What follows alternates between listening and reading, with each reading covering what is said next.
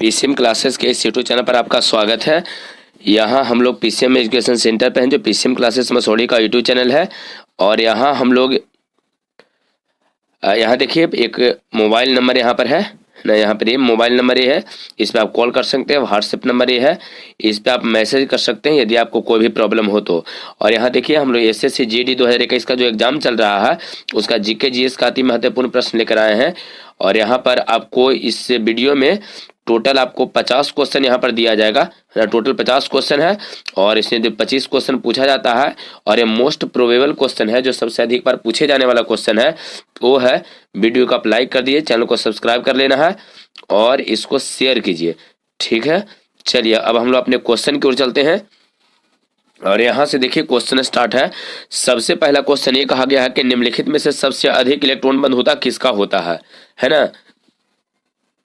ये आपको बतानी है कि इलेक्ट्रॉन बंधुता सबसे अधिक किसका रहेगा, इलेक्ट्रॉन एफिनिटी सबसे अधिक किसका रहेगा। यहाँ आपको ऑप्शन दिया है फ्लोरीन है, क्लोरीन है, ब्रोमीन है, आयोडीन है। सबसे अधिक इलेक्ट्रॉन एफिनिटी इलेक्ट्रॉन बंधुता किसका होता है ये आपको बतानी है। चलिए यदि आप जानते हैं तब ठीक है, नहीं जानते हैं तब ध्यान रखिए। पूरे आवर्त सारणी पीरियोडिक टेबल में क्लोरीन का इलेक्ट्रॉन बंधुता सबसे अधिक होता है और आपका आंसर यहाँ पर बी हो जाएगा सर, ठीक है। चलिए अगला क्वेश्चन की ओर चलते हैं और अगला क्वेश्चन में यहाँ पर देखिए क्या आपको दिया गया है। ये कहा गया कि आदि कवि किन्हें कहा जाता है ना। आदि कवि किनको हम लोग कहते हैं, आदि कवि ये आपको बतानी है। ऑप्शन दिया गया है महर्षि वाल्मीकि जी हैं, तुलसीदास साहब हैं, कालिदास और इनमें से कोई नहीं। आपको बतानी है कि आदि कवि किनको कहा जाता है। यदि आप जानते हैं तो ठीक है, नहीं जानते हैं तब आप ये ध्यान रखिए कि यहाँ पर आदि कवि जो है महर्षि वाल्मीकि जी को कहा जाता है और ये आपका आंसर हो जाएगा, है ना। ये आपका आंसर हो जाएगा। रामायण जिन्होंने लिखा था, है ना। महर्षि वाल्मीकि किस पुस्तक की रचना की है, तो रामायण की रचना की है महर्षि वाल्मीकि, जो ओरिजिनली संस्कृत में था। चलिए अगला क्वेश्चन की ओर चलते हैं और अगला क्वेश्चन में यहाँ पर देखिए क्या है। सोने का सर्वाधिक उत्पादक देश कौन सा है, ये आपको बतानी है ना। सोने का सर्वाधिक उत्पादक वाला देश कौन सा है, यहाँ ये आपको बतानी है। और यहाँ पर आपको ऑप्शन दिया गया है भारत है, इसके बाद है ना अमेरिका है, इसके बाद अफ्रीका है, उत्तरी कोरिया है।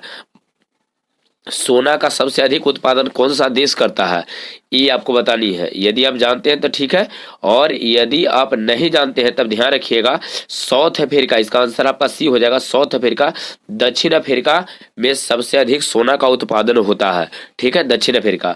चलिए अगला क्वेश्चन की ओर चलते हैं और यहाँ देखिए अगला क्वेश्चन में आपको क्या दिया गया है। यहाँ दिया गया ताल ज्वालामुखी। यहाँ क्वेश्चन देखिए हाल ही का है, जो कुछ दिन पहले जो मंडे आई थिंक टाइम था, मंडे को ही ये ज्वालामुखी सक्रिय हो गया था। तो ये है कि ताल ज्वालामुखी किस देश में स्थित है, ये आपको बतानी है। ताल ज्वालामुखी किस देश में स्थित है। चलिए आपका ऑप्शन दिया गया फिलीपींस है, भारत है, जापान है, चीन है। ताल ज्वालामुखी किस देश में स्थित है ये आपको बतानी है। चलिए अगर जानते हैं तो ठीक है, नहीं तो आप ध्यान रखिए फिलीपींस में है। ताल ज्वालामुखी कहाँ है सर, तो ताल ज्वालामुखी आपका पड़ेगा फिलीपींस में। ये आपका आंसर हो जाएगा, ठीक है। तो चलिए इसको ये आंसर आप ध्यान रखिए, आंसर आपका ये रहेगा फिलीपींस। चलिए अगला क्वेश्चन की ओर चलते हैं और अगला क्वेश्चन में ये कहा गया है कि मोहम्मद गौरी को पराजित करने वाला भारत का पहला शासक, यहाँ देखिए लिखा गया मोहम्मद गौरी को पराजित करने वाला भारत का पहला शासक कौन था, ये आपको बतानी है। भारत का पहला शासक कौन था जिसने मोहम्मद गौरी को पराजित किया। तो चलिए यहाँ पर ऑप्शन दिया गया है मूलराज द्वितीय, मूलराज प्रथम, खिलजी और इसके बाद इनमें से कोई नहीं। तो अगर आप जानते हैं तो ठीक है, नहीं तो आप ध्यान रखिए इसका आंसर आपका ये रहेगा सर। मूलराज द्वितीय जो थे उन्होंने मोहम्मद गौरी को सबसे पहली बार पराजित किया था। तब ये भारत के ये पहला व्यक्ति थे जिन्होंने मोहम्मद गौरी को पराजित किया। तो आंसर क्या हो जाएगा, मूलराज द्वितीय, ये आपका आंसर रहेगा सर, मूलराज द्वितीय, ठीक है, मूलराज द्वितीय। चलिए अगला क्वेश्चन की ओर चलते हैं और यहाँ पर क्वेश्चन है अर्जुन पुरस्कार किस वर्ष स्थापित किया गया। यहाँ देखिए अर्जुन पुरस्कार जो है किस वर्ष स्थापित किया गया ये आपको बतानी है, अर्जुन पुरस्कार। चलिए यहाँ पर ऑप्शन आपको दिया गया है 1965 में इसको स्थापित किया गया है, 1963 में, 1962 में, 1961 में।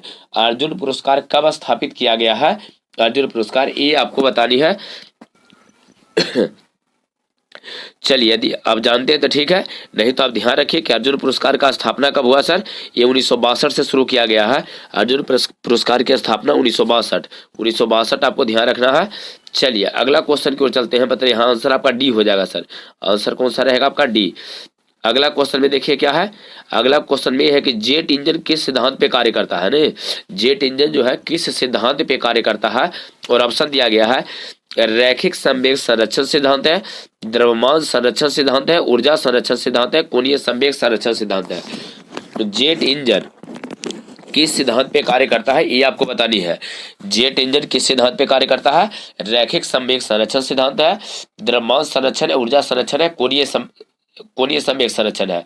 यदि आप जानते हैं तो ठीक है, नहीं तो आप ध्यान रखिए कि रैखिक संवेग संरक्षण के सिद्धांत पे कार्य करता है जेट इंजन। आंसर आपका ये हो जाएगा रैखिक संवेग संरक्षण सिद्धांत। ठीक है, रैखिक संवेग संरक्षण सिद्धांत हो जाएगा जेट इंजन के लिए। चलिए अगला क्वेश्चन की ओर चलते हैं और अगला क्वेश्चन में दिया गया खर्ची, है ना, खर्ची पूजा किस राज्य में मनाया जाता है? यहां पर आपको दिया खर्ची पूजा किस राज्य में मनाया जाता है? ऑप्शन दिया गया बिहार है, त्रिपुरा है, अरुणाचल प्रदेश है, मध्य प्रदेश है। खर्ची पूजा किस राज्य में मनाया जाता है ये आपको बतानी है। बिहार, त्रिपुरा, अरुणाचल प्रदेश और मध्य प्रदेश, कहां पर खर्ची पूजा मनाया जाता है ये आपको बतानी है। यदि आप जानते हैं तो ठीक है, नहीं तो आप ध्यान रखिए खर्ची पूजा जो है सर त्रिपुरा में मनाया जाता है। ये आपको ध्यान रखनी है, त्रिपुरा, है ना, कहाँ? त्रिपुरा में मनाया जाता है खर्ची पूजा। त्रिपुरा में मनाया जाता है, ये आपको ध्यान रखनी है। ठीक है, तो आंसर आपका क्या हो जाएगा सर? बी। आपका आंसर जो यहाँ पर रहेगा बी आपका आंसर हो जाएगा। चलिए अगला क्वेश्चन की ओर चलते हैं और अगला क्वेश्चन में देखिए क्या कहा गया है। कांग्रेस ने किस गोलमेज सम्मेलन में भाग लिया? कांग्रेस ने किस एकमात्र गोलमेज सम्मेलन में भाग लिया या किस सम्मेलन में भाग लिया ये आपको बताना है। प्रथम गोलमेज सम्मेलन है, द्वितीय है, तृतीय है, चतुर्थ है। किस गोलमेज सम्मेलन में भाग लिया था तो आपको ध्यान रखना है। यदि आप जानते हैं तो ठीक है, नहीं तो आप 20 का ध्यान रखिए।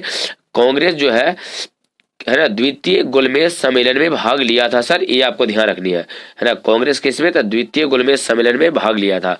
बी आपका आंसर यहाँ पर हो जाएगा। चलिए अगला क्वेश्चन की ओर चलते हैं। क्यूबा की राजधानी कहाँ है? यहाँ देखिए क्वेश्चन है क्यूबा की राजधानी कहाँ है? वियना है, लाओस है, हवाना है, पोर्ट लुइस है। ये आपको बताना है कि क्यूबा की राजधानी कहाँ है, ये आपको बतानी है ना। क्यूबा की राजधानी वियना है, लाओस है, हवाना है, पोर्ट लुइस है, कहाँ पर? यदि आप जानते हैं तब ठीक है, और यदि नहीं जानते हैं तो आप ध्यान रखिए क्यूबा की राजधानी जो है सर यहाँ पर आपका हो जाएगा हवाना। क्यूबा की राजधानी कहाँ है? हवाना। इसका आंसर आपका हो जाएगा सी आंसर आपका हो जाएगा क्यूबा की राजधानी हवाना। चलिए अगला क्वेश्चन की ओर चल रहे हैं और अगला क्वेश्चन में देखिए क्या कहा गया है। नमी को मापने के लिए किस उपकरण का प्रयोग करते हैं ये आपको बतानी है। नमी को मापने के लिए किस उपकरण का प्रयोग करते हैं?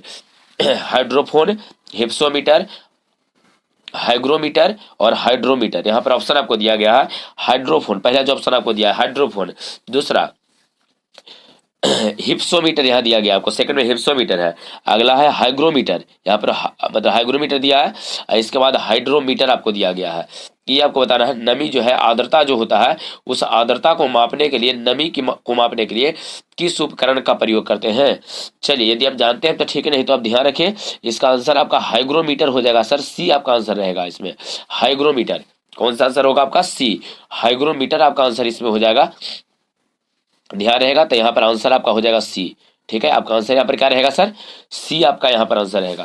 तो चलिए नमी को मापने के लिए यहाँ देखिए सी में देख लीजिए हाइग्रोमीटर है, हाइग्रोमीटर का प्रयोग करते हैं। अगला क्वेश्चन की ओर चलिए और नेक्स्ट क्वेश्चन में देखिए क्या है। हिमालय के सबसे बाहरी, है ना, पर्वत श्रेणी कौन सी है ये आपको बतानी है। हिमालय के सबसे बाहरी पर्वत श्रेणी कौन सी है ये आपको बतानी है। सबसे बाहरी पर्वत श्रेणी यहाँ पर दिया गया काली, इसके बाद शिवालिक है, देहरादून है और कुमाऊं है ना। हिमालय के सबसे बाहरी पर्वत श्रेणी कौन सी है? काली है, यहाँ पर ऑप्शन आपको दिया है काली, शिवालिक है, देहरादून है, कुमाऊं है। कौन सा आता है? अगर आपको पता है तो ठीक है, और नहीं पता है तब ध्यान रखिए इसका जो आंसर आपका रहेगा सर बी आपका हो जाएगा।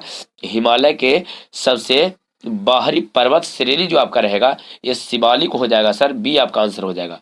ठीक है, चलिए अगला क्वेश्चन को चलते हैं। इसके बाद देखिए नेक्स्ट क्वेश्चन में क्या है। और ये कहा गया है कि पृथ्वी के गुरुत्वाकर्षण क्षेत्र की तीव्रता अधिकतम कहाँ होती है ना। पृथ्वी, आपको पता है कि पृथ्वी के पास गुरुत्वाकर्षण होता है, और गुरुत्वाकर्षण का खोज किसने किए थे, पहले कौन किए हैं, ये भी आपको पता होना चाहिए कि गुरुत्वाकर्षण का खोज जो है न्यूटन नामक व्यक्ति ने किया था, है ना, न्यूटन साहब किए हैं, ये आपको ध्यान रखना है। और पृथ्वी का गुरुत्वाकर्षण जो है ये अर्थ है, तो अर्थ का गुरुत्वाकर्षण सबसे ज्यादा कहाँ रहेगा, आपको ध्यान रखना है कि यहाँ पर केंद्र पर पृथ्वी का गुरुत्वाकर्षण 0 होता है सर, केंद्र पर कोई गुरुत्वाकर्षण बल नहीं लगता है, पहला चीज आपको ध्यान रखना है। तो पृथ्वी के केंद्र पर नहीं रहेगा, है ना, पृथ्वी के केंद्र पर गुरुत्वाकर्षण नहीं होता है, ये आपको ध्यान रखना है। केंद्र पर गुरुत्वाकर्षण का मान 0 होता है, ये भी एक ऑब्जेक्टिव है, इसको ध्यान रखना है। और सबसे अधिकतम जो है सर आपका ध्रुव पर होता है, भूमध्य रेखा पर नहीं, सबसे अधिकतम आपका रहेगा ध्रुव पर। ठीक है, सबसे अधिकतम कहाँ रहेगा सर, ध्रुव पर। तब क्वेश्चन ये था कि पृथ्वी का गुरुत्वाकर्षण जो है की तीव्रता सबसे अधिक कहाँ होती है, आपका आंसर हो जाएगा ए, ध्रुव पर। ए रहेगा आपका आंसर, ध्रुव पर होगा। ठीक है, केंद्र पर कितना होगा सर, 0। चलिए अगला क्वेश्चन की ओर चलते हैं, और अगला क्वेश्चन में सबसे मीठा शुगर है ना, सबसे मीठा शुगर, स्वीटिंग एजेंट इसमें कहा गया है, सबसे मीठा शुगर कौन है जो आपको बतानी है। ठीक है, चलिए आपको ऑप्शन दिया गया है, सुक्रोज है, शर्करा है, फ्रुक्टोज है, लैक्टोज है ना। यहाँ पर ऑप्शन दिया गया है, सुक्रोज है, शर्करा है, फ्रुक्टोज है, और उसके बाद लैक्टोज है। सबसे मीठा शुगर कौन सा रहेगा, अगर आप जानते हैं तो ठीक है, नहीं तो आपको ध्यान रखना है कि जो सबसे मीठा शुगर होता है सर, ये आपका फ्रुक्टोज होता है, ये आपको ध्यान रखना है। आंसर आपका सी हो जाएगा, फ्रुक्टोज जो होता है सबसे मीठा शुगर होता है। चलिए अगला क्वेश्चन की ओर चलते हैं,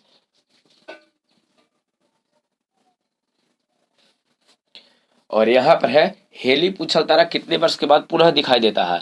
जब एक बार दिखाई दिया तो दूसरा बार फिर कब दिखाई देगा, कितने सालों के पश्चात, ये आपको बतानी है। और बहुत ही फेमस क्वेश्चन है, इसके बारे में आप कहीं ना कहीं जरूर सुने होंगे। हेली पूछल तारा कितने वर्षों के पश्चात पुनः दिखाई देता है, ये आपका ऑप्शन रहा है 58 है ना, 16 है, 26 वर्ष बाद है, और इसके बाद आपको दिया 76, 76 वर्ष बाद। कितने वर्षों के पश्चात हेली पूछल तारा पुनः दिखाई देता है, एक बार दिखाई दिया फिर से दिखाई देगा, कितने वर्षों के पश्चात। अगर आप जानते हैं तो ठीक है, नहीं तो आप ध्यान रखिए, 76 साल के पश्चात पुनः दिखाई देता है हेली पूछल तारा। ठीक है, हेली पूछल तारा 76 वर्षों के पश्चात पुनः दिखाई देता है, ये आपको ध्यान रखनी है। ठीक है, चलिए तो अगला क्वेश्चन की ओर चलते हैं। यहाँ पर हो गया आपका आंसर, इसमें क्या हो जाएगा सर, डी आपका आंसर हो जाएगा। आंसर क्या रहेगा आपका, डी हो जाएगा आंसर। और अगला क्वेश्चन की ओर चलिए, अगला क्वेश्चन में क्या कहा गया है, ये कहा गया है कि भारत, है ना, यहाँ पर लिखा गया है भारत का सबसे बड़ा बंदरगाह कहाँ है या कौन सा है, ये आपको बतानी है। सबसे बड़ा बंदरगाह कौन सा है, ये आपको बतानी है ना। ऑप्शन आपको दिया गया कांडला है, इसके बाद आपको ये कहा गया मुंबई है, अहमदाबाद है, कोचीन है। ये आपको बताना है कि भारत का सबसे बड़ा बंदरगाह कौन सा है। चलिए कांडला है, मुंबई है, अहमदाबाद है, कोचीन है। यदि आप जानते हैं तो ठीक है, नहीं तो आपको ध्यान रखना है बी, भारत का सबसे बड़ा बंदरगाह आपको मुंबई ध्यान रखना है, और वहां पर बंदरगाह जवाहरलाल नेहरू बंदरगाह है। तो आपको ध्यान रखना है कि मुंबई इसका आंसर हो जाएगा बी। आपका आंसर क्या रहेगा सर, बी हो जाएगा, मुंबई। मुंबई भारत का सबसे बड़ा बंदरगाह है। चलिए चोल राजाओं की राजधानी कहाँ थी, ये भी आपको बताना है। चोल राजाओं की राजधानी कहाँ थी, ये आपको बताना है। आपको ऑप्शन दिया गया तंजौर, मैसूर, उज्जैन और दिल्ली, है ना। चोल राजाओं की राजधानी कहाँ थी, तंजौर है, मैसूर है, उज्जैन है और दिल्ली है। चलिए यदि आप जानते हैं तो ठीक है, और यदि आप नहीं जानते हैं तब यहाँ आपको ध्यान रखना है सर कि चोल राजाओं की जो राजधानी है, यहाँ चोल राजाओं की जो राजधानी है, ये हो जाएगा आपका आंसर आ जाएगा ए, है ना, ये हो जाएगा तंजौर। चोल राजाओं की राजधानी कहाँ थी सर, तंजौर। चलिए अगला क्वेश्चन की ओर चलते हैं, और अगला क्वेश्चन में देखिए यहाँ पर क्या दिया गया है। ये कहा गया कि संसद की लोक लेखा समिति, है ना, यहाँ पर लिखा गया है कि संसद के लोक लेखा समिति, यहाँ देख लीजिए, संसद के कौन सी समिति, लोक लेखा समिति, है ना, संसद के लोक लेखा समिति के अध्यक्ष की नियुक्ति कौन करता है, ये आपको बतानी है। संसद के लोक लेखा समिति, यहाँ पर आपको लिखा गया है लोक लेखा समिति, है ना, लोक लेखा समिति की नियुक्ति कौन करता है, ये आपको बताना है। ऑप्शन दिया गया है भारत का राष्ट्रपति, भारत का प्रधानमंत्री, लोकसभा का अध्यक्ष और राज्यसभा का अध्यक्ष। अच्छा यहाँ देखिए, सबसे पहले आपको ये कहा गया है लोक लेखा समिति है, तो लोक लेखा समिति वाला का लोकसभा के, है ना, अध्यक्ष ही इसको नियुक्त करते हैं, लोकसभा के अध्यक्ष। कौन सा आंसर हो जाएगा? लोकसभा का अध्यक्ष। लोक लेखा समिति मतलब लोकसभा के अध्यक्ष उनकी नियुक्ति करते हैं, ये आपको बतानी है। ठीक है,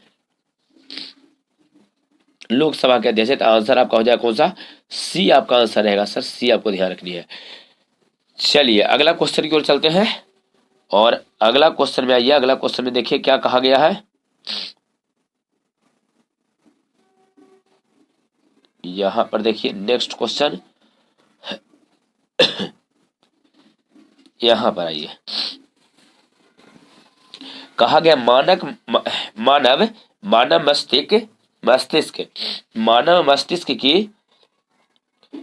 मस्तिष्क की कौन सी पाली श्रावण से संबंधित है? ये आपको बताना है, श्रावण से संबंधित है। मानव मस्तिष्क की कौन सी पाली जो है की, यहाँ पर की आपको हो जाएगा बीच में, मानव मस्तिष्क की कौन सी पाली श्रावण से संबंधित है, ये आपको बतानी है। ललाट पाली है, भीतरी पाली है, शंख पाली है, अनुकपाल पाली है, ये आपको बतानी है कि मानव मस्तिष्क की कौन सी पाली श्रावण से संबंधित है, ये आपको बतानी है।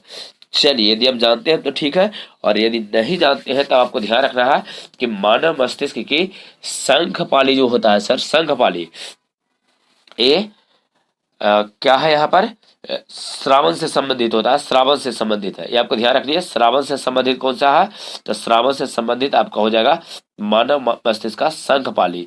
आपका आंसर यहाँ पर आ जाएगा सी। ठीक है, चलिए अगला क्वेश्चन की ओर चलते हैं, और अगला क्वेश्चन में देखिए क्या है। वंदे मातरम गीत किस पुस्तक से लिया गया है, ये आपको बताना है। वंदे मातरम जो है सर पुस्तक, वंदे मातरम जो गीत है वो किस पुस्तक से लिया गया है, ये आपको बताना है। और यहाँ पर आपको दिया गया ऑप्शन में गीतांजलि है, आनंद मठ है, इंडियन पीपल है, इनमें से कोई नहीं। ये आपको बतानी है कि वंदे मातरम किस पुस्तक से लिया गया है। यदि आप जानते हैं तो ठीक है, नहीं तो आपको ध्यान रखना है कि इसका आंसर आपका बी हो जाएगा, आनंद मठ। वंदे मातरम किससे लिया गया सर? आनंद मठ से। ठीक है, वंदे मातरम किससे? आनंद मठ। चलिए अगला क्वेश्चन की ओर चलते हैं, और अगला क्वेश्चन में देखिए क्या कहा गया है। स्मार्ट मनी शब्द है ना, यहाँ पर देखिए लिखा गया है स्मार्ट मनी शब्द किसके लिए प्रयोग होता है, ये आपको बतानी है। स्मार्ट मनी शब्द किसके लिए प्रयोग होता है? ई बैंक के लिए है ना, ई बैंकिंग दिया गया है, इंटरनेट बैंकिंग है, कैश विद पब्लिक है, और क्रेडिट कार्ड है। कौन सा इसका आंसर रहेगा, ये आपको बतानी है। स्मार्ट मनी शब्द किसके लिए प्रयोग किया जाता है, ये आपको बतानी है।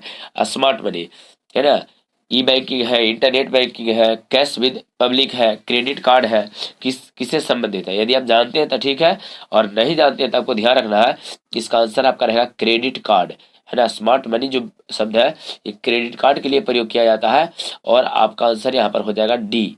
आपका आंसर क्या रहेगा सर? डी आपका आंसर रहेगा। चलिए अगला क्वेश्चन की ओर चलते हैं, और अगला क्वेश्चन में आपको दिया गया है यहाँ पर है, हाँ यह एक क्वेश्चन है, शारदा अधिनियम का संबंध किससे है, ये आपको बतानी है। शारदा अधिनियम का संबंध किससे है, यहाँ पर एक क्वेश्चन है।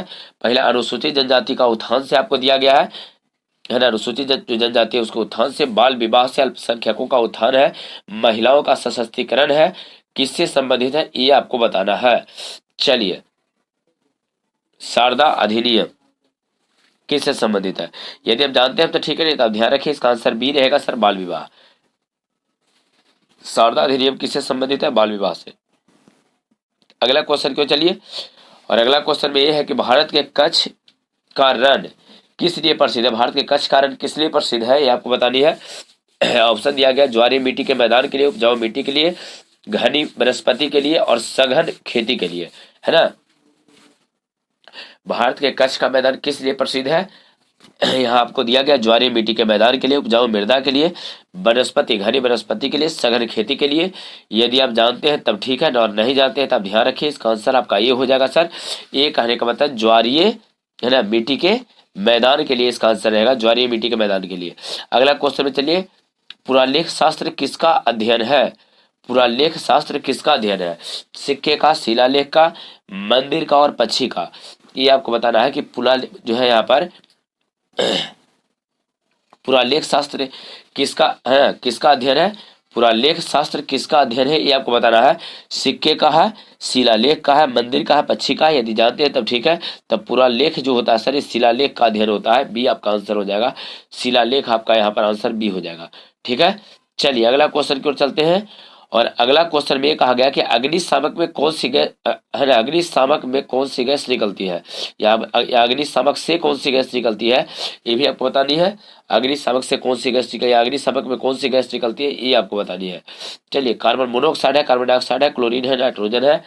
कार्बन मोनोऑक्साइड जो मतलब अग्निशामक करने का मतलब क्या है, तो ये है सर कि आग बुझाने वाली जो मशीन आप देखे होंगे है ना, अग्निशामक उसी को तो कहते हैं, फायर ब्रिगेड जिसको कहा जाता है। तो यहाँ पर अग्निशामक जो होता है उसमें कौन सा गैस होता है ये आपको बताना है। और उसमें से हम लोग मतलब उसमें से जो निकलता है सर ये आपको ध्यान रखना है कि उसमें से कार्बन डाइऑक्साइड CO2 गैस बाहर निकलता है। कार्बन डाइऑक्साइड कौन सा गैस, CO2 गैस बाहर निकलता है। और आपका आंसर जो हो जाएगा सर बी हो जाएगा, CO2 कार्बन डाइऑक्साइड गैस। ठीक है, अगला क्वेश्चन को चलिए। कौन सा रक्त है ना, कौन सा रक्त समूह, इसमें लिखा गया कौन सा रक्त समूह सर्वदाता है ना, सर्वदाता कहलाता है, जो सबको दे सकता है। कौन सा रक्त समूह है, ऑप्शन दिया गया O पॉजिटिव, यहाँ O नेगेटिव है, AB पॉजिटिव है, AB नेगेटिव है। तो कौन जो है सर्वदाता होता है, अगर आप जानते हैं तो ठीक है, नहीं तो आप ध्यान रखिए O नेगेटिव आपका आंसर हो जाएगा बी। आपका आंसर यहाँ पर बी रहेगा। सर्वदाता समूह किसको कहते हैं, तो O नेगेटिव को कहते हैं, ये आपको ध्यान रखनी है। अगला क्वेश्चन, किस अनुच्छेद का प्रयोग करके भारत के राष्ट्रपति वित्तीय आपातकाल को घोषित कर सकते हैं। राष्ट्रपति जी जो है वो वित्तीय आपातकाल को घोषित कर सकते हैं। किस अनुच्छेद, संविधान के किस अनुच्छेद का प्रयोग करके राष्ट्रपति जी ये कह सकते हैं कि देश में रुपया पैसा एकदम घट गया है, आपातकालीन जैसा स्थिति लगा दिए है। ये कौन सा है, किस अनुच्छेद का प्रयोग करके राष्ट्रपति ऐसा काम कर सकते हैं, है ना। राष्ट्रपति वित्तीय आपातकाल की घोषणा कर सकते हैं। ऑप्शन दिया गया है अनुच्छेद 32 है, अनुच्छेद 349 है, 360 है, इसका अनुच्छेद 365 है। कौन सा है, यदि आप जानते हैं तब ठीक है, और नहीं जानते हैं तो इसका आंसर आपको सी ध्यान रखना है। अनुच्छेद जो है 360 का प्रयोग करके राष्ट्रपति जी यह कह सकते हैं कि देश में वित्तीय संकट हो गया है, या वित्तीय आपातकाल की घोषणा कर सकते हैं। चलिए अगला क्वेश्चन को चलते हैं। और अगला क्वेश्चन में आइए, यहाँ पर एक कहा गया कि जिन प्राणियों में कोशिकाएं दो भ्रूणीय स्तरों, यहाँ पर लिखा गया दो भ्रूणीय स्तरों में व्यवस्थित होती है, उन्हें क्या कहते हैं ये बताना है। तो जिन प्राणियों में कोशिकाएं जो है दो भ्रूणीय, यहाँ पर लिखा गया दो भ्रूणीय स्तरों में व्यवस्थित होती है, उसे हम लोग क्या कहते हैं ये आपको बतानी है। और यहाँ ऑप्शन दिया गया है द्विकोरिक, है ना, ऑप्शन में दिया गया द्विकोरिक, त्रिकोरिक, बाह्यत्वचा, अंतत्वचा, क्या रहेगा ये आपको बतानी है। द्विकोरिक है, त्रिकोरिक है, बाह्य त्वचा है, अंतत्वचा है, क्या हो जाएगा। यदि आप जानते हैं तब ठीक है, और नहीं जानते हैं तब यहाँ पर आप ध्यान रखिए, इसका आंसर आपका ये हो जाएगा सर द्विकोरिक, इसका आंसर आपका रहेगा। जिन प्राणियों में कोशिकाएं दो भ्रूणीय स्तरों में व्यवस्थित होती है उसको हम लोग द्विकोरिक कहते हैं, ये आपको ध्यान रखनी है। और अगला क्वेश्चन पे चलिए। अगला क्वेश्चन में ये कहा गया है यहाँ पर ये कहा गया अपस्फीति की स्थिति में क्या होता है। आप स्फीति की स्थिति में क्या होता है ये आपको बतानी है। आप मतलब समझते हैं ऊपर होता है, तो आप स्फीति की स्थिति में क्या होगा। यहाँ पर कहा गया मुद्रा का मूल्य घटता है, मुद्रा का है ना, माल का कीमत बढ़ती है, मुद्रा का मूल्य बढ़ जाता है, कीमत स्थिर है ना, स्थिर रहता है। यहाँ पर ये लिखा गया कीमत स्थिर रहता है, क्या हो जाएगा ये आपको बतानी है। अच्छा ये बताइए यहाँ पर लिखा क्या है, आप स्फीति है ना, आप स्फीति लिखा गया है। आप मतलब ऊपर मतलब मुद्रा का जो मूल्य है सर बढ़ जाता है, सी आंसर आपका रहेगा। मुद्रा का मूल्य यहाँ पर जो है ये बढ़ जाएगा आप स्फीति के स्थिति में, ठीक है। तो यहाँ पर आंसर आपका क्या हो जाएगा सर, सी आपका आंसर हो जाएगा। मुद्रा का जो मूल्य है वो बढ़ जाता है, ठीक है। अगला क्वेश्चन में चलिए, लोकतंत्र में सबसे महत्वपूर्ण व्यवस्था कौन सी होती है ये आपको बतानी है। लोकतंत्र में सबसे महत्वपूर्ण व्यवस्था कौन सी होती है। सामाजिक व्यवस्था, राजनीतिक है, आर्थिक है, सरकारी है। तो आपको पता है कि लोकतंत्र जनता का शासन होता है, तो उसमें सामाजिक आपका ऑब्वियसली सामाजिक आंसर रहेगा, ये आंसर आपका हो जाएगा, ठीक है। चलिए अगला क्वेश्चन की ओर चलते हैं। और अगला क्वेश्चन में देखिए क्या कहा गया है कि प्रोटीन में कौन सा परमाणु नहीं पाया जाता है। देख लीजिए यहाँ पर कौन सा परमाणु नहीं पाया जाता है किसमें, प्रोटीन में। कौन सा परमाणु, कार्बन आपको दिया गया है, फास्फोरस है, नाइट्रोजन है, सल्फर है, ये आपको बतानी है कि प्रोटीन में कौन सी परमाणु नहीं पाई जाती है। चलिए यदि आप जानते हैं तब ठीक है, नहीं जानते हैं तब ध्यान रखिए कि प्रोटीनवा जो होता है सर उसमें फास्फोरस नहीं पाया जाता है। बी आपका आंसर रहेगा, प्रोटीन में फास्फोरस नहीं उपस्थित होता है, नहीं पाया जाता है, ये आपको ध्यान रखना है, बी आपका आंसर हो जाएगा। ठीक है, तब बी यहाँ पर आपका आंसर रहेगा। चलिए अगला क्वेश्चन क्यों चलते हैं, और अगला क्वेश्चन में ये कहा गया सर केंद्रीय प्रणाली उद्यान प्राधिकरण कहाँ स्थित है। केंद्रीय प्रणाली उद्यान है ना प्राधिकरण कहाँ स्थित है, ये आपको बतानी है। और आपको ऑप्शन दिया गया है, यहाँ पे नई दिल्ली है, चेन्नई है, कलकत्ता है और इसके बाद देहरादून, ये आपको बतानी है केंद्रीय प्रणाली उद्यान प्राधिकरण कहाँ स्थित है।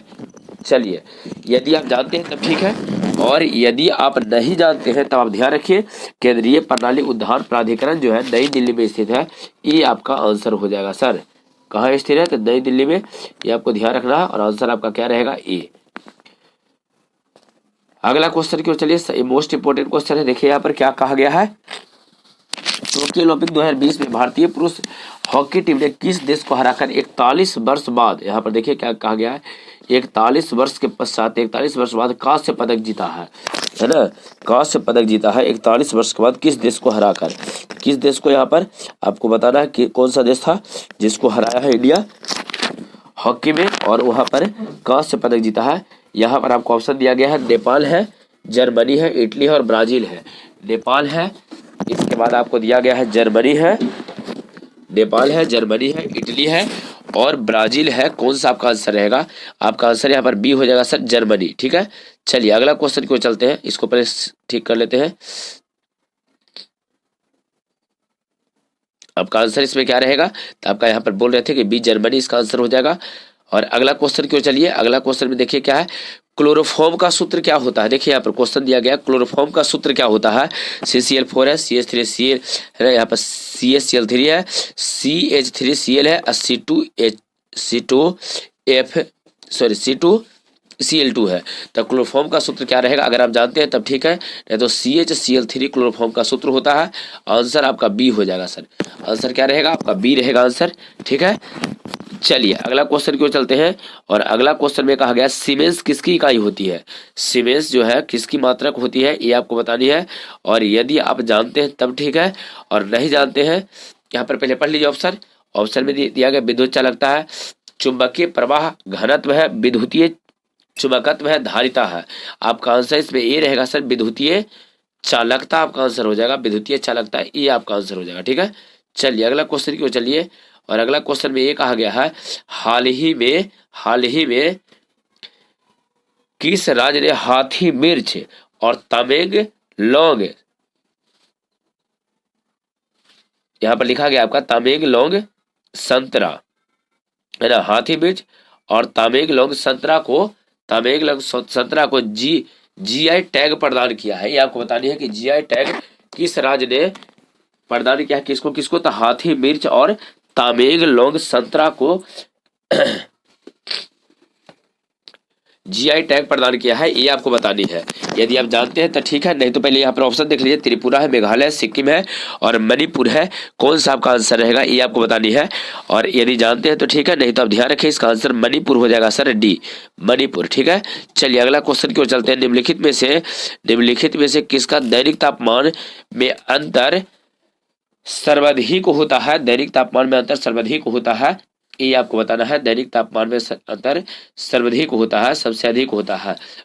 मरुस्थल है, पर्वत है, पठार है, महासागर है। आपका आंसर ये रहेगा, है ना, मरुस्थल आपका आंसर हो जाएगा सर। तापमान में अंतर सबसे अधिक मरुस्थल में होता है, ये आपको ध्यान रखना और आंसर आपका ये हो जाएगा। चलिए अगला क्वेश्चन की ओर चलते हैं, और नेक्स्ट क्वेश्चन में देखिए शक्ति आपको P दिया गया है। यहाँ देखिए शक्ति आपको P दिया गया है, धारा आपको I दिया गया है, प्रतिरोध R दिया गया है, और इसके बीच आपको संबंध बताना है कि क्या संबंध है। आप 10th क्लास में एक आपको पढ़े होंगे कि P बराबर I स्क्वायर R, ये आपका आंसर हो जाएगा। P बराबर I स्क्वायर R, जल्दी से ढूंढिए कौन सा है। P बराबर I स्क्वायर R, पहला नहीं होगा, दूसरा नहीं होगा, तीसरा में P बराबर I R स्क्वायर, ये नहीं होगा सर। डी में देख लीजिए क्या है, P बराबर I स्क्वायर R हो जाएगा। तो आंसर आपका डी हो जाएगा यहाँ पर सर, ये आपको ध्यान रखनी है कि यहाँ आंसर कौन सा रहेगा, आपका डी आंसर हो जाएगा, डी। ठीक है, चलिए P बराबर I²R, डी आंसर आपका हो जाएगा। अगला क्वेश्चन की ओर चलते हैं और अगला क्वेश्चन पढ़िए क्या है। यहां देखिए कहा गया है कि देश के उच्च शिक्षण संस्थाओं में, है ना, किस संस्था को लगातार तीसरी बार देश का सर्वश्रेष्ठ, है ना, संस्था चुना गया है। किस संस्था को सबसे श्रेष्ठ संस्था चुना गया, वो भी हैट्रिक बार, तीसरी बार सर। IIT दिल्ली है, IIT कानपुर, IIT मद्रास और IIT खड़गपुर। कौन सा है ये आपको बतानी है। यदि आप जानते हैं तब ठीक है, नहीं तो आप ध्यान रखिए IIT मद्रास इसका आंसर है और आपका हो जाएगा आंसर C, IIT मद्रास। चलिए अगला क्वेश्चन की ओर चलते हैं और यहाँ कहा गया मज्म उल बहरैन, यहाँ क्वेश्चन दिया गया है मज्म उल बहरैन, मज्म उल बहरैन पुस्तक के लेखक आपको बताना है, लिखने वाला मुगल शासक कौन था, ये आपको बताना है, मुगल शासक कौन था। मज्म उल बहरैन पुस्तक को किसने लिखा है ना। यहाँ पर आपको ऑप्शन दिया गया है सर, ऑप्शन में दिया गया है औरंगजेब, हुमायूं, दारा शिकोह और बाबर। कौन सा आपका आंसर रहेगा ये आपको बताना है ना। औरंगजेब है, हुमायूं है, दारा शिकोह है और बाबर है। मज्म उल बहरैन पुस्तक का लेखक यदि आपको पता है तब ठीक है, नहीं तो दारा शिकोह इसका आंसर रहेगा सर, दारा शिकोह, ध्यान रहेगा, दारा शिकोह इसका आंसर हो जाएगा C आपका। अगला क्वेश्चन की ओर चल रहे हैं और अगला क्वेश्चन में देखिए यहाँ पर ये कहा गया है, यहाँ पर धातु सोडियम हाइड्रोक्साइड से अभिक्रिया करके कौन सा गैस उत्पन्न करता है, क्या उत्पन्न करता है, ये है। तो यहाँ पर आपको दिया गया सोडियम है, जल है, ऑक्सीजन गैस है, हाइड्रोजन गैस है। धातु सोडियम से अभिक्रिया कर, सोडियम हाइड्रोक्साइड से अभिक्रिया कर, सोडियम हाइड्रोक्साइड आप जानते होंगे NaOH होता है, NaOH है। तो सोडियम हाइड्रोक्साइड से अभिक्रिया कर क्या उत्पन्न करेगा, कौन सा गैस, ये आपको बताना है। यदि जानते हैं तो ठीक है, नहीं तो आपका आंसर डी हो जाएगा। यहाँ पर ध्यान रहेगा, डी हाइड्रोजन गैस उत्पन्न करता है। अगला यहाँ पर अगला क्वेश्चन ये कहा गया है कि विदेशी अधिकार क्षेत्र, यहाँ पर देखिए कहा गया है विदेशी अधिकार क्षेत्र भारत के संविधान के 7वीं अनुसूची में, है ना, भारत के संविधान के किस अनुसूची में है सर, 7वीं। विदेशी अधिकार भारत के संविधान के 7वीं अनुसूची में दी गई किस सूची में सूचीबद्ध है। 7वीं अनुसूची में तो है, लेकिन कौन सी सूची में है ये आपको बतानी है। और यहाँ सूची दिया गया है, केंद्रीय सूची है, राज्य सूची है। यहाँ पर आपको बताया गया है केंद्रीय सूची, राज्य सूची, विश्व सूची और समवर्ती सूची, है ना। यहाँ पर ये आपको बताना है केंद्रीय विदेशी अधिकार के बारे में कहा गया। तो विदेशी अधिकार जो यहाँ पर है ये आपको ध्यान रखना है कि केंद्रीय सूची में इसको रखा गया है, ये आपका आंसर हो जाएगा, केंद्रीय सूची। चलिए अगला क्वेश्चन की ओर चलते हैं और ये कहा गया है सर्पी घर्षण, है ना, सर्पी घर्षण स्थैतिक घर्षण से होता है, क्या होता है, सर्पी घर्षण स्थैतिक घर्षण से क्या होता है, दुगना एकाकार होता है और अधिक होता है और कम होता है, कम नहीं, यहाँ पर कम लिखा गया है, कम है यहाँ पर, ध्यान रखिए। तो कौन सा आंसर हो जाएगा, तो सर्पी घर्षण जो होता है सर स्थैतिक घर्षण से अधिक होता है, आपका आंसर C हो जाएगा। यहाँ पर आंसर आपका क्या रहेगा, C। ठीक है, चलिए अगला क्वेश्चन की ओर चलते हैं और अगला क्वेश्चन में ये कहा गया है कि भारत में गेंडे का प्राकृतिक निवास कहाँ है ना, गेंडे का प्राकृतिक निवास भारत में कहाँ है, ये आपको बतानी है। गेंडे का प्राकृतिक निवास कहाँ है, ए में भरतपुर है, बी में बीरबन है, काजीरंगा है, नीलगिरी है, ये आपको बताना है कहाँ पर है। तो आपको ध्यान रखना है, इसका आंसर C हो जाएगा, काजीरंगा। कहाँ पर हो जाएगा सर, गेंडे का प्राकृतिक निवास कहाँ है, काजीरंगा में है, C आपको ध्यान रखनी है। अगला क्वेश्चन को चलिए और अगला क्वेश्चन में यहाँ पर देखिए क्वेश्चन क्या है, भारतीय राष्ट्रीय कांग्रेस के प्रथम महिला अध्यक्ष कौन थी, ये बताना है। भारतीय राष्ट्रीय कांग्रेस के प्रथम महिला अध्यक्ष कौन थी, सरोजिनी नायडू है, विजया लक्ष्मी पंडित है, एनी बेसेंट है और कदम्बनी गांगुली, ये आपको बताना है कौन सा भारतीय राष्ट्रीय कांग्रेस के प्रथम महिला अध्यक्ष कौन थी, आपको बतानी है। चलिए यदि आप जानते हैं तब ठीक है, नहीं तो आप ध्यान रखिए, इसका आंसर C रहेगा, एनी बेसेंट। कौन सा रहेगा, C, एनी बेसेंट भारतीय राष्ट्रीय कांग्रेस के प्रथम महिला अध्यक्ष थी। चलिए अगला क्वेश्चन की ओर चलते हैं और अगला क्वेश्चन में ये कहा गया है कि भारत में सबसे बड़ा बॉक्साइट का उत्पादक राज्य, भारत में सबसे अधिक जो है ना बॉक्साइट का उत्पादन किस राज्य में होता है, आपको बॉक्साइट के बारे में सुने होंगे, एल्यूमिनियम का अयस्क होता है। पूछता है कि बॉक्साइट किसका अयस्क है, एल्यूमिनियम का अयस्क है। और बताइए बॉक्साइटवा सबसे अधिक कौन सा राज्य में मिलता है, तो ये उड़ीसा में मिलता है। आपको ध्यान रखना है कहाँ, उड़ीसा। आपको ऑप्शन दिया गया था, यहाँ पर उड़ीसा है, उत्तर प्रदेश है, तमिलनाडु है और मध्य प्रदेश, तो उड़ीसा। और बॉक्साइट किसका अयस्क होता है सर, एल्यूमिनियम का एल्यूमिनियम। चलिए अगला क्वेश्चन की ओर चलते हैं और यहाँ पर आपका आंसर कौन सा हो जाएगा, उड़ीसा आपका आंसर, ध्यान रखना है आंसर आपका इसमें ए रहेगा। ठीक है, चलिए अगला क्वेश्चन देखिए क्या है। और अगला क्वेश्चन में ये कहा गया है विवेकानंद शिला स्मारक कहाँ स्थित है, ये आपको बताना है। विवेकानंद शिला स्मारक कहाँ स्थित है, आपको यहाँ पर दिया गया ऑप्शन विवेकानंद शिला स्मारक कहाँ स्थित है। और ऑप्शन में देखिए आपको दिया गया है, यहाँ दिया गया कोचीन है, वाइजाक है, यहाँ पर गोवा है और कन्याकुमारी में है। कहाँ पर है विवेकानंद शिला स्मारक कहाँ स्थित है। चलिए यदि आप जानते हैं तब ठीक है, और यदि नहीं जानते हैं तो आप ध्यान रखिए कि विवेकानंद शिला स्मारक जो है सर आपका डी यहाँ पर आंसर हो जाएगा, कन्याकुमारी में स्थित है, कन्याकुमारी। ठीक है, चलिए अगला क्वेश्चन को चलते हैं। विश्व के सबसे लंबे विश्व के सबसे लंबी और सबसे गहरी रेल सुरंग गोथाई बेस सुरंग, यहाँ दिया गया है गोथाई बेस सुरंग किस देश में स्थित है, ये आपको बताना है। सबसे लंबी और सबसे गहरी है ना, सबसे लंबी और सबसे गहरी यहाँ पर गोथाई बेस सुरंग है, 21 देश में स्थित है ना, बेल्जियम है, इसके बाद आपको कहा गया ऑस्ट्रेलिया में है, इसके बाद कहा गया है स्विट्जरलैंड और स्वीडन। कहाँ पर है ये आपको बताना है। विश्व के सबसे लंबी और सबसे गहरी रेल सुरंग गोथाई बेस सुरंग कहाँ है। चलिए अगर आपको पता है तब ठीक है, नहीं तो स्विट्जरलैंड इसका आंसर हो जाएगा सर सी। और यहाँ पर आपको दो क्वेश्चन, एक कहाँ स्थित है और विश्व में सबसे लंबी और सबसे गहरी सुरंग कौन सी है, ये भी आपको यहाँ पर देखिए दिया गया है। कौन सा है सर, तो गोथाई बेस सुरंग है। कौन सा यहाँ पर देख लीजिए आपको दिया गया, गोथाई बेस सुरंग है। और कहाँ है, तो स्विट्जरलैंड में है, ये आपको ध्यान रखनी है। अगला क्वेश्चन की ओर चलते हैं।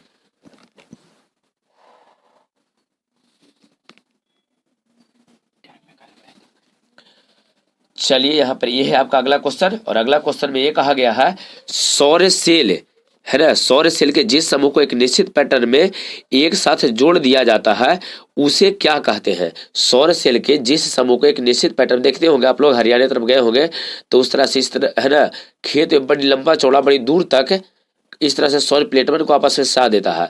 और इस सजा हुआ भाग को हम लोग क्या कहते हैं, पूरे सजाया हुआ जो है यहाँ पर इसका नाम हम लोग क्या देते हैं, बैटरी कहते हैं, सौर तापक कहते हैं, सौर कुकर कहते हैं और सौर सेल पैनल कहते हैं। क्या इसको कहेंगे, अगर आप जानते हैं तो ठीक है, और नहीं जानते हैं तो आप ध्यान रखिए इसको सौर सेल पैनल कहा जाता है। आपका आंसर यहाँ पर डी हो जाएगा सर।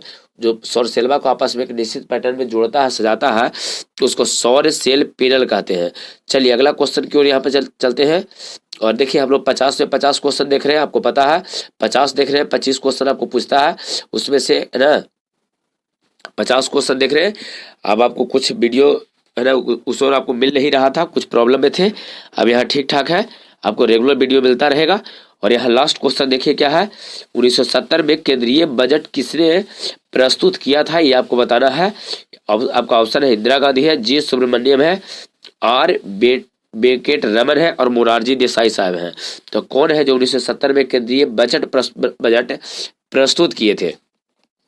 यदि आपको पता है तो ध्यान रखिए, अगर पता है तो ठीक है, नहीं तो आप ध्यान रखिए कि यहाँ पर आपका आंसर ये हो जाएगा सर, इंदिरा गांधी जी थे जो 1970 में केंद्रीय बजट प्रस्तुत किए थे, ये आपको ध्यान रखनी है।